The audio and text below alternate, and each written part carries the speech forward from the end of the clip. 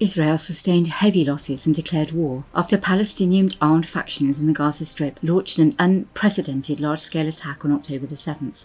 The Hamas movement led the attack, with participation from the Islamic Jihad, the Democratic Front for the Liberation of Palestine, the Lion's Den, and other factions. At the beginning of the operation, codenamed Operation Al-Aqsa Flood, Hamas and its allies fired thousands of rockets and suicide drones from the Gaza Strip into southern and central Israel. Simultaneously, around 1,000 Palestinian fighters infiltrated Israel from Gaza, using trucks, pickup trucks, motorcycles, bulldozers, speedboats, and paragliders. The fighters stormed a number of military posts, then clashed with Israeli troops and security forces in Sderot, Raim, and other settlements. In addition, they launched an amphibious landing in Zikim.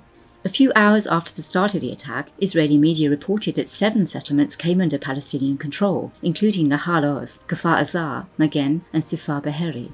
The police station of Sderot was reported to have come under Palestinian control, as well as the Erez crossing. In an initial response, the Israeli Defense Forces launched Operation Swords of Iron and began massive strikes against Gaza.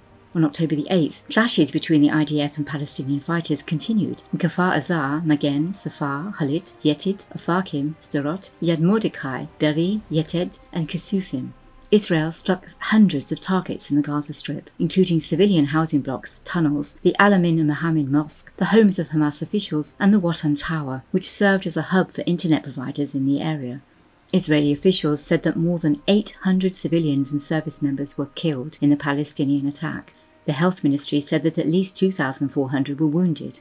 The Israeli government press office also confirmed that at least 100 Israelis had been captured by Palestinian armed factions. A total of 750 are said to be still missing since the start of the surprise attack. On the other side, the Hamas-run health ministry in Gaza said that 370 Palestinians have been killed and 2,200 others have been wounded. The battle between the IDF and Palestinian factions could go on for weeks or even months. Once Gaza borders are cleared, the Israeli military will likely attempt to invade the Strip.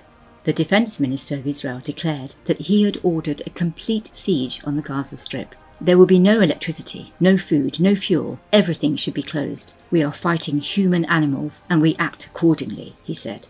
Whilst countries like Egypt are attempting to de-escalate, the United States appears to be pushing for war. Washington has already promised Israel military aid and is set to deploy warships, including an aircraft carrier, near Israeli waters to show its support for the war.